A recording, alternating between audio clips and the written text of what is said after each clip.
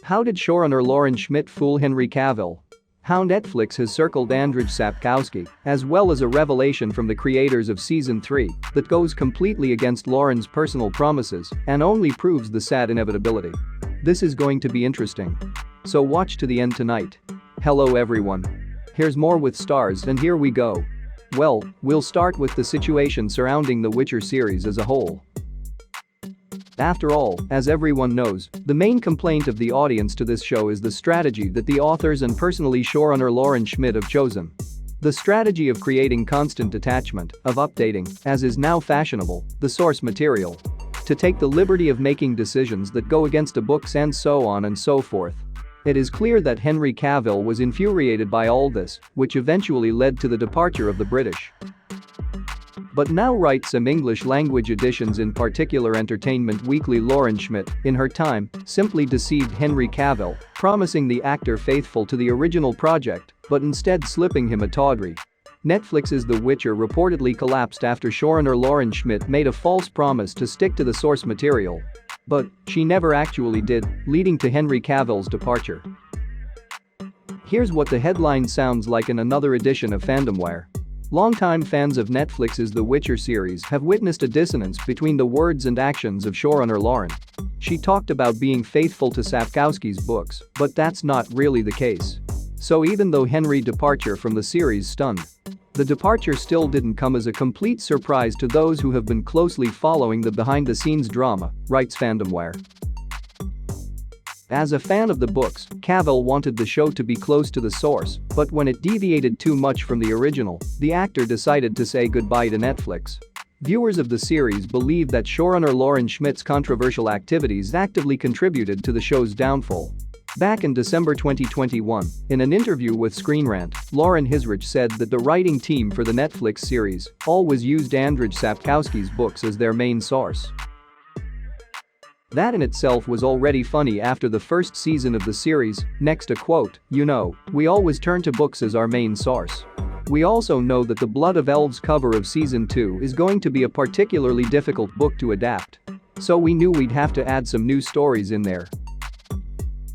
We always try to make sure our stories match Sapkowski's tone, which is the most important thing, and that's what he asked me to do in the beginning, which is to convey the spirit of the work, not a detailed page for the page itself." Lauren decided to explain to all of us not only that they were all for the source material, but also why they simply had to redo it, that it was almost personally Andrzej Sapkowski himself who knee-jerkly asked her to do so. And this is far from the only time that Schmidt talks about using Sapkowski's writings as a source. For example, in an interview with Ein in the same year 2021, the showrunner said that there was so much source material that it seemed unnecessary for the writers to invent something.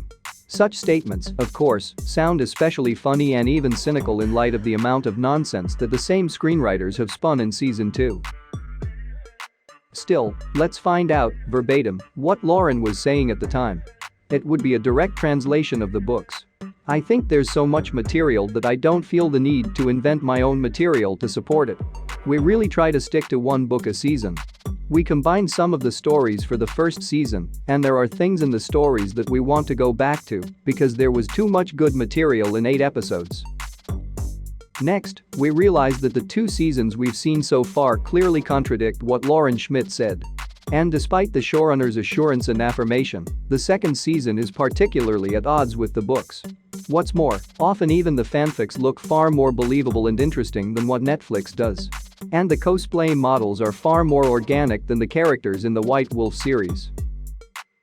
Here's what Entertainment Weekly has to say on the matter. Netflix's The Witcher is currently at its lowest point, and I honestly don't think it will survive this steep decline. It didn't start with the departure of Henry Cavill, it's been going on for the last couple of years, and the future of The Witcher doesn't seem promising either. Almost everyone who watched the show complained about the generic cliches and superficial text that didn't reflect Sapkowski's world, the rule-breaking, and the lack of respect the books deserve. That's what ruined the franchise and also led to Henry Cavill's departure. Its English-language press is saying now. Which says that the actor's departure from the series was extremely sad, but not unexpected. After all, Cavill has long professed his love for Sapkowski's characters and world. In fact, he said in the interview that he wanted to play Geralt of Rivia so that the writers would give credit to the main character. The Brit's departure has led everyone to assume that the actor didn't get what he wanted. In fact, many people think his departure after filming the third season proves that the upcoming season will be no better than the previous two. And alas, I agree with that as well. As for Lauren Schmidt, she continues to lie. In fact, already in an interview with 2022 Entertainment Weekly, Lauren Schmidt said that the show's third season will be a clean adaptation of the book Time of Contempt to honor Henry Cavill's contribution to the series. Next comes the straight talk again. Henry has given so much to this show and we want to pay tribute to him.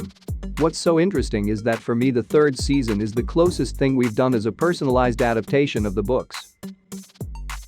Obviously we can't do every page, but Time of Contempt gave us so many big events, plot points, defining character moments, huge revelations of great evil.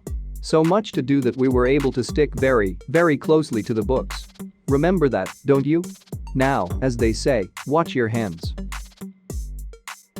The thing is, The Witcher visual effects supervisor Sebastian Franker and producer Graham Marshall recently talked to Screen Rant about The Witcher Season 3. That's when data from Lauren's colleagues, or even her subordinates, blab something that goes completely against the so-so official line announced late last year by the showrunner. We're trying to get the last couple of episodes of Season 3 out. And that's pretty cool, and the main thing next is, I don't think this is something anyone's read or seen before in the Witcher story, so I'm sure it'll be exciting. End of quote. Well, that is, we're being told directly that it wasn't in the books. And in fact, no one has ever seen anything like that before, so we are again talking about the complete nonsense of the show's authors. And it's like, oh, Lauren, did you get it wrong? But enough about her, it's pretty clear what's going with her. After all, according to rumors that have already received some circumstantial confirmation, Andrzej Sapkowski himself beat the pots with Netflix for something. Netflix has allegedly refused to pay Andrzej Sapkowski his rightful share in royalties.